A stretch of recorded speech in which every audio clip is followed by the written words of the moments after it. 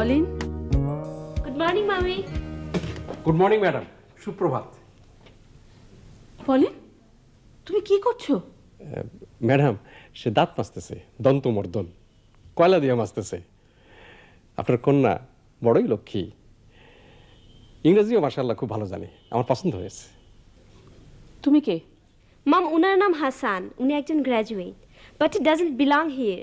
তোমাকে তো প্রশ্ন করিনি, তুমি কথা বলছো কেন? ম্যাডাম, সে সত্যি কথাই বলতেছে। শিশুরা বেশিরভাগ সময় সত্যি কথাই বলে, মিথ্যা কথা বলা তারা শিখে বড়দের কাছ থেকে। শিশুদের আসলে বড়দের কাছ থেকে কিছু শেখা উচিত না, বড়দের উচিত শিশুদের কাছ থেকে শিক্ষা গ্রহণ করা। পলিন,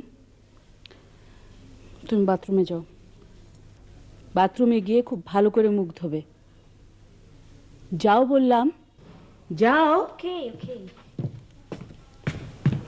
আর কোনোদিন যেন মুখে কয়লা দিতে না দেখি, নেভার এভার। ম্যাডাম, শিশুদের সঙ্গে এমন কঠিন আচরণ করা ঠিক না। শিশুরা বড়দের দেখে শিখে। আপনি যা করবেন সেও তাই করবে। আপনি যেমন কঠিন কঠিন কথা বলতেছেন সেও তাই বলবে। আপনার মতো ভুরু কুচকায় থাকবে। শিশু বয়স থেকে ভুরু কুচকায় থাকলে কপালে দাগ পড়ে যাবে, সৌন্দর্যের হানি হবে। Don't talk to me. জি আচ্ছা, বলবো না।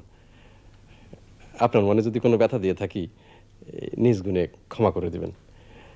একটা গান আছে, আপনার জানা আছে কিনা জানি না, কারো মনে তুমি দিও না আঘাত, সে আঘাত লাগে কাবার গায়ে।